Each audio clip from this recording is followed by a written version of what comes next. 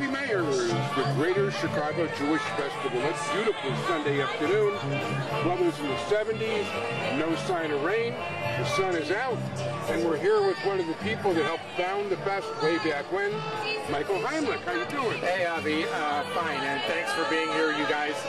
It's a great day, and it certainly was a lot of people. Michael Lords and Susie, in particular, is the official co-founders, but I am one of the founding steering committee members back from the first festival in 1980, which ended up being indoors because it rained, and we have been outdoors ever since. Actually, I had a booth in 1982 when Jewish Chicago was going, and you were on the Evanston Lakefront. Yes, and it was a beautiful location. It turned out we were too many people for the Evanston Lakefront, and so we moved into the County Forest Preserve and other places. So, no, it's definitely moved around over the course of time. But you've got a really great location there. You know what?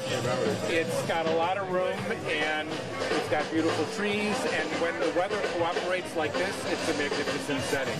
And we're just happy that we have good weather so that everybody can walk around and enjoy the music and see the art and have food, participate in activities. And I just thank you because I've been watching your program since as long as I can remember, and your coverage of this, besides not only can I get it on TV, but through your YouTube channel, thank you very much, which does help it. And Sonny, marvelous, fabulous job. I will send you some of the pictures. No, that's terrific. He's the official photographer of the fest, by the way. I'm one of them. I'm just a photographer. And I'm the unofficial bass player and the unofficial photographer. Whoever needs a bass player, I'm the fill-in photographer. And yeah, you're also part of the basically the home group for the festival. Yeah. And you know what? That's what I was talking about being an original steering committee member. It was a small core that started it. Now that you can look at the program and see the names of all the steering committee members. We unfortunately cannot list all the volunteers, but the patrons, the donors, the sponsors, and actually this year, as it happens, my dad happens to have a photo in the program. He passed away about a little over a year ago. And thank you, Avi. And the reason why his photo was there is because the electric that keeps this place running was designed by my dad, who was an electrical contractor. And among the things that he did, I helped get the wire and cable donated, but he put together all the electrical panels and set up the design, as mentioned in the program, that's still used today, even though we've kept changing locations and things have changed. But my dad played a part in this festival, and so Michael did a beautiful job of putting a memory in there for this program. For those of you, we can't show you the whole festival at once, but that is no small job, let me tell you.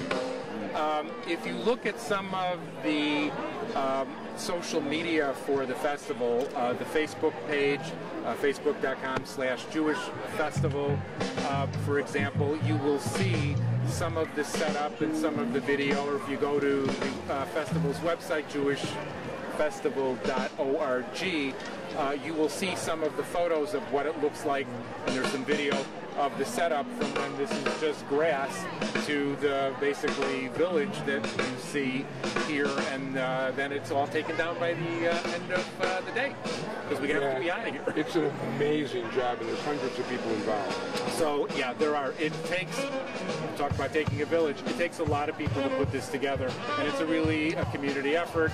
And through the leadership of Michael Lord and everybody else on the committees, we still have kept this thing going, and it's different every year, and there's different components, different musicians, different programs, different art, different food, different children's activities, and that we have to keep. And by design, it was meant to be biennial every other year rather than annual, in part because we're all volunteers and people didn't want to get burned out, and then in part also to make it a little bit something that it's not just every year, it's just once every other year. It just makes it so much more special. It makes it the idea of even being a minute late, to be honest. Well, most people are not exactly here between 11 and 6.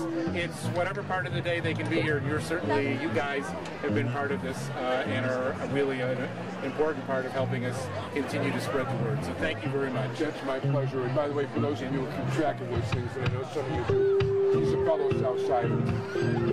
and the South Side connection. And I see it running into a lot of old Southsiders, AZA people, and all that stuff from my Southeast Side neighborhood. I grew up in Jeffrey Manor, went to Bowen High School, did graduate from Niles North, part of the Great Migration. But as we know, once a Southsider, always a Southsider. Absolutely. Sox training and the Bulls training people happen to be here today. I'm happy for the Cubs, by the way. I'm not a hater. I'm happy it's all good for Chicago. So go Chicago sports. Go Chicago. Thank you. Keep up the good work for many more happy, healthy years to come. Happy, healthy to you too. Avi, Sonny, thank you very much. Glad we got you. You'll need a lot of editing. Good seeing you guys. You too.